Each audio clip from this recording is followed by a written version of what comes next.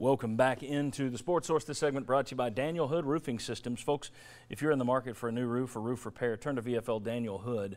You've known him from the Sports Source, but he also has more training and licenses than about 99% of the roofers out there. He'll take $100 off a repair job, and also he'll take $300 off a new roof if you call him. Daniel Hood Roofing Systems. DanielHood.net is one way to find him and track him down. All right. Vol receiver Marquez Callaway compared his new coach to his old coach a couple of times at SEC Media Days. Here's what he had to say. I'm pointing at my monitor. You don't know what I'm pointing at. Coach Jones was a fine coach, Callaway said. He laughed and played around with us, but there were times we needed coaching. That's one thing Coach Pruitt does. He said he came in and brought discipline, toughness, and how we hold ourselves accountable for our actions. From the top down, the coaches know what they're doing. That focus goes all the way to us when we prepare. Thoughts on that comparison? I'm guessing most Vol fans are cheering at home reading that. Yeah. Nothing surprising there, is there? Or no, I don't think so. Now the one thing is, we didn't, unless you're an ex-player, we didn't get to watch much practice. Right. So it's kind of hard to derive exactly what was going on, but I'm not surprised at that at all. I do think Butch Jones backed off a lot in how physical the practices were because he incurred so many injuries, and he thought that was one way to try to help out was to, I don't know, go through the motions and not have as much contact.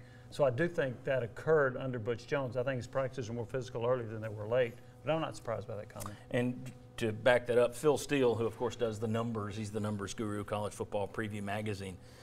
Every year he counts up the starters that are the starts that are lost by starters, two injuries. 2 years in a row, Butch Jones in Tennessee led the nation in injuries. 2 years in a row. It's amazing you do that once.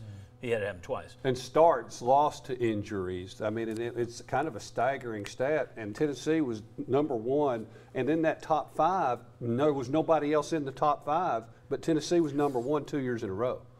That's really telling to me. Yeah, injuries happen in football, but what else was going on? Now, it seems like the other thing that's the difference between Jones and Pruitt, and again, nobody gets to see much practice anyway, but what you hear from people over there, the bullhorn, the slogans.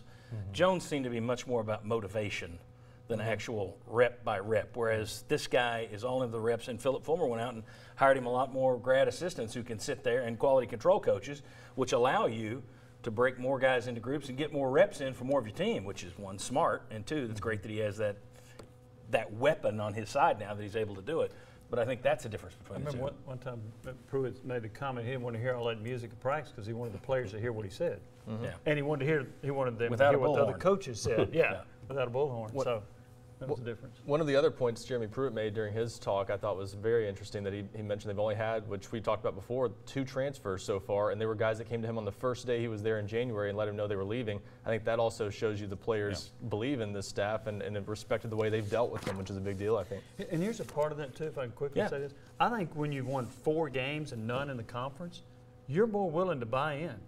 If you were coming off a 10-win season like Georgia, it might be harder to buy into Kirby Smart. But I remember the Dane Bradshaw when Bruce Pearl came in, they were going to do whatever he said because they weren't very good. So I think that buy-in is in part because they were so bad and they're ready to listen to somebody to help show them the way. Well, and to back that up, we've had a number of guys on this show who were here during the transition from Fulmer to Kiffin, who were there from Kiffin to Dooley and from Dooley to Jones, and what you heard was, oh, we were ready to buy in because we weren't good the year before, or because, in the Kiffin's case, because the coach left us. So I think you're right. I think those guys are more likely to buy in if you've had your teeth kicked in a few times, rather than, hey, we know what we're doing, don't talk to us. So, okay, when we come back, Paul Feinbaum and many others spent the week ripping Butch Jones. Is he more hated than Derek Dooley? And if so, why? We'll discuss that. Come on back on the Sports Source.